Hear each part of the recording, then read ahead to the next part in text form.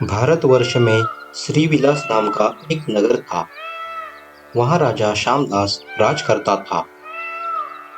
नगर में तरह तरह के कारागिर थे। सभी कारागिर बड़े आराम से रहते थे। नगर के सभी किसान बड़े ही मेहनती थे। सभी अच्छी तरह से खेती करके बहुत ही ज्यादा मात्रा में फसल पैदा करते थे। नगर में सब कुछ कुशल मंगल चल रहा था। किसी को कोई कमी नहीं थी। दुख, बीमारी, झगड़ा फसाद, अकाल मृत्यु आदि का नामो निशान नहीं था। मानो साक्षात लक्ष्मी नगर में वास करती थी। नगर के हर स्तर में लोगों की अच्छी आमदनी थी। इसलिए अपनी आवश्यकताओं के लिए सभी लोग बहुत खर्च करते थे और नगर के सार्वजनिक काम तथा संरक्षण के लिए राजा का हाथ बढ़ाते थे। उसी धन से अंधेरे में भी नगर में चारों ओर चिराग जलते थे। नगर में पाठशालाएं चलती थी। देवी देवताओं के मंदिर में पूजा का काम प्रतिदिन बिन चूक चलता था। लेकिन वो रात सभी नगरवासियों के लिए आखिरी रात ठहर गई, क्योंकि कल से किसी अनजान की नजर जो लगने वाली थी।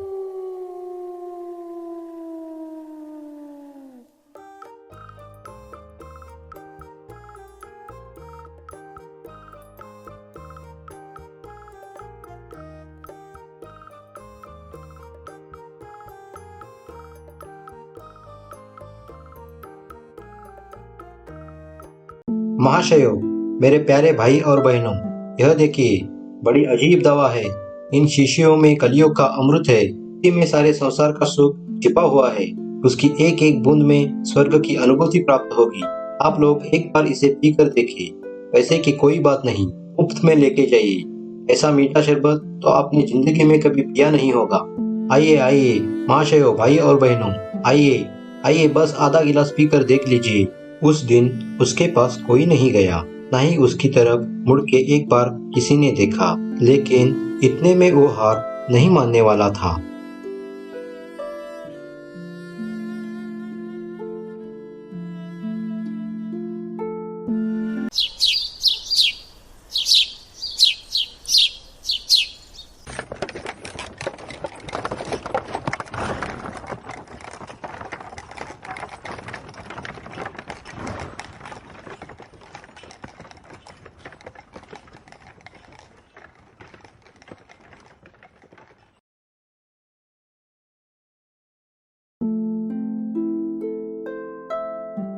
कौन हो तुम?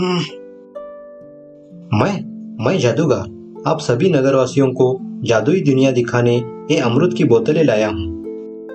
बेटा, मेरे कमर और घुटनों का दर्द बढ़ता ही जा रहा है। क्या तुम्हारा ये अमृत काम आएगा? हाँ बाबा, तुम सही ठिकाने आए हो। बस आधा गिलास पीकर देख लो, आपका दर्द चुटकी में चांद पहुंच जाएगा। अरे अरे, पहले रात तो होने दो, फिर चांद को देखना। आप 16 के हो जाओगे, 16 के। जो भी इस अमृत को पिएगा, उसके जीवन में आने वाले सारी रातें बड़े आनंद से कटेगी। सारी चिंताएं पल भर में मिट जाएंगी। दुख से रोने वाले खुशी से झूमने लगेंगे। इसे पीने वाले का दिमाग बृहस्पति जैसा बनेगा। ठीक है, ठीक है, पर इसका दाम तो बताओ। अरे दाम की छोड़ो, आज मुफ्त में लेके जाओ। पहले पीकर तो देखो, बाद में दाम का देखेंगे। बेटा, इस अमृत से बेबी के दांत ठीक हो जाएंगे।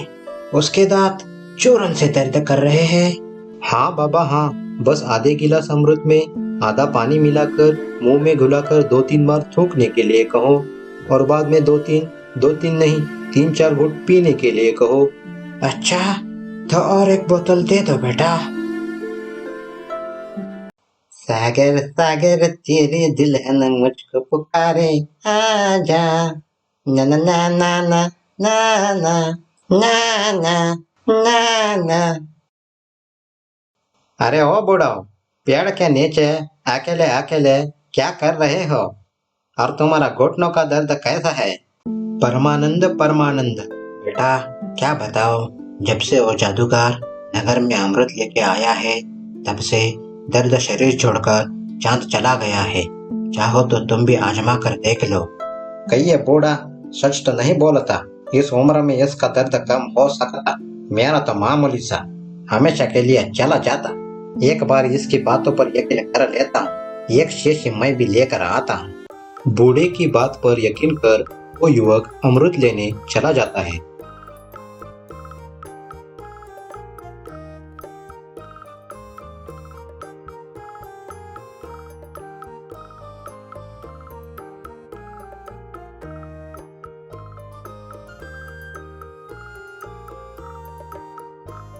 इस तरह धीरे धीरे करके बूढ़े नौजवान जादूगर के पास अमृत लेने भीड़ करने लगे।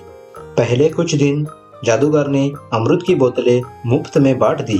फिर अचानक एक दिन, बेटा, अच्छा हुआ जो तुम इस नगर में आए हो। तुम्हें अमृत की बोतलें नहीं लाते तो आज मेरा कब का राम नाम सत्य होता।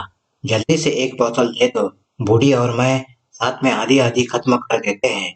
नहीं बाबा, आज से मुफ्त की बोतलें देना बंद। ये जो पानी है वो मैं हिमालय से लाता हूँ और इसे बनाने में बहुत खर्चा आता है।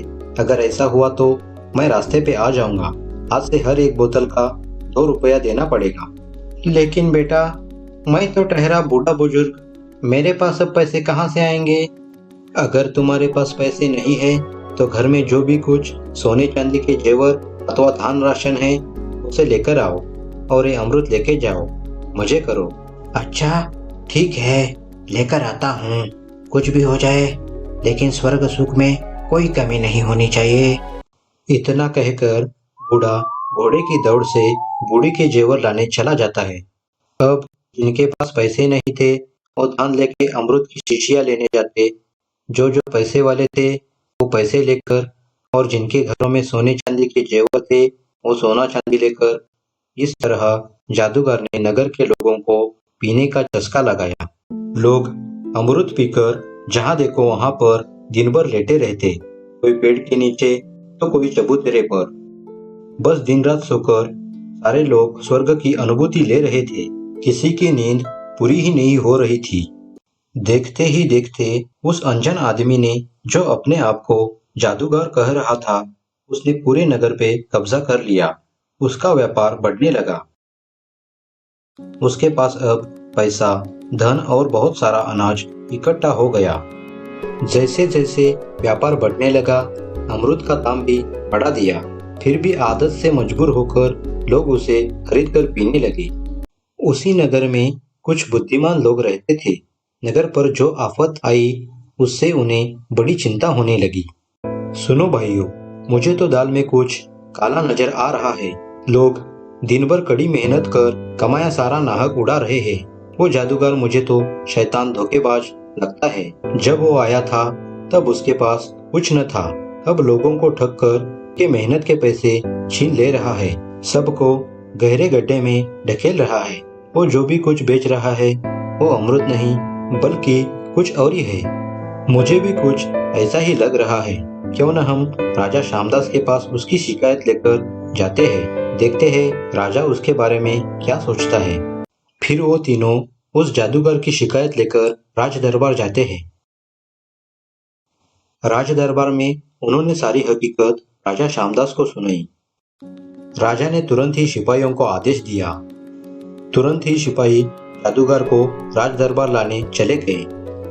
राजा के आदेशानुसार जादूगर राज दरबार में हाजिर हुआ। देखो जादूगर, तुम्हें तुरंत ही इस नगर को छोड़कर चले जाना पड़ेगा। लेकिन महाराज, मेरे जाने से आपके नगर पर भारी संकट आ सकता है। वो कैसे? इस नगर में बहुतांश लोग मेरी तरफ है।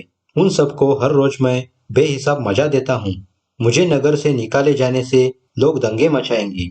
इसलिए आप सब बातों पर विचार करके ही आगे का फैसला कीजिए। और तो और, मैं जो भी कुछ कर रहा हूँ नगर के जनहित और विकास को बढ़ावा देने के लिए ही कर रहा हूँ। तुम कहना क्या चाहते हो, जरा खुल के बताओ। जो कुछ भी मुझे आज तक आमदनी हुई है उसमें से आधे से भी ज्यादा हिस्सा मैं आपको देने वाला हूँ, जिससे आप नगर में अच्छी पाठशालाएं बना लेना, एक विशाल भवन बना लेना। आपके कर्मचारी बड़ी शिकायत करते हैं कि तनख्वाह काफी नहीं मिलती। उन सभी की तनख्वाह दुगनी कर देना। अब राजा भी उसकी बहकी बातों पर विश्वास करने लगा। राजा ने सोचा, ऐसे प्रजाहितवादी आदमी पर मैं खामखाम शक कर रहा हूँ। मैं ही गलत हूँ। राजा ने तुरंत ही निर्णय किया, ऐसा करो, तुम जा सकते हो। तुम्हारे ऊपर की शिकायतें और आरोप मैं हटा देता हूँ। और ध्यान रहे, तुमने जो अभी वादा किया है, जाओ।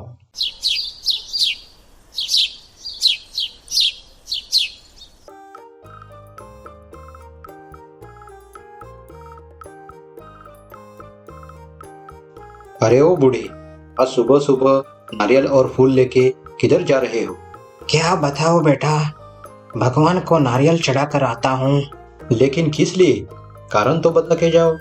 तुम्हें खबर भी है, राजा ने जादूगर के ऊपर जो भी इल्जाम लगाए थे वो सारे हटाए हैं। मैं अब रोज अमृत पानी पी सकता हूँ। वाह, क्या बात है। ऐसा है तो चलो, मैं भी तुम्हारे साथ आता हूँ। लोग भगवान की तरह जादूगर को मानने लगे। अब पहले से भी ज्यादा भीड़ अमृत लेने जादूगर के पास होने लगी। जादूगर ने बेहिसाब संपत्ति कमाई। कुछ ही दिन में उसने राज दरबार में भी ऊंचा स्थान प्राप्त किया और देखते ही देखते 2-3 साल गुजर गए।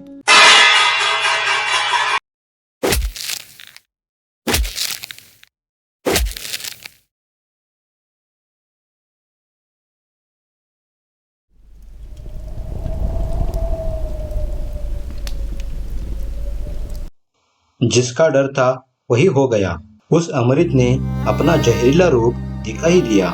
नगर के बहुतांश लोग आलसी बन गए। लोगों ने खेती करना छोड़ दिया। जवान मरने लगे। नगर की लक्ष्मी चली जाने लगी। घर घर में औरतें पीटने लगी। झगड़े होने लगे। घरों की शांति नष्ट हो गई। बच्चे भूखे मरने लगे। लोग बीमार पड़ने लगे। देखते ही देखते राज दरबार का वैभव नष्ट होने लगा। राजा श्यामदास बहुत ही चिंतित हुआ। राजा बहुत डर गया। राजा ने तुरंत ही अपने मित्र कुंतल देश के सम्राट विक्रमादित्य को संदेशा भेजा और इस आपत्ति का हल निकालने के लिए मदद मांगी। राजा विक्रमादित्य ने सारे नगर में भेष बदलकर घूमकर देखा। नौजवान, युवक, बूढ़े सभी जहां देखो वहां आराम से सोए हुए हैं और पास में एक अजीब सी बोतल पड़ी हुई है। विक्रमादित्य ने बोतलें उठाई, सूंघकर देख लिया तो उसे मदिरा की बदबू आने लगी।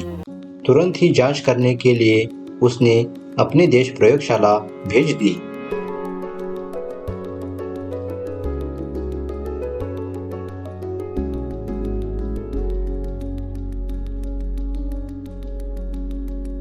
अब मैं इस गांव में नहीं रह सकता।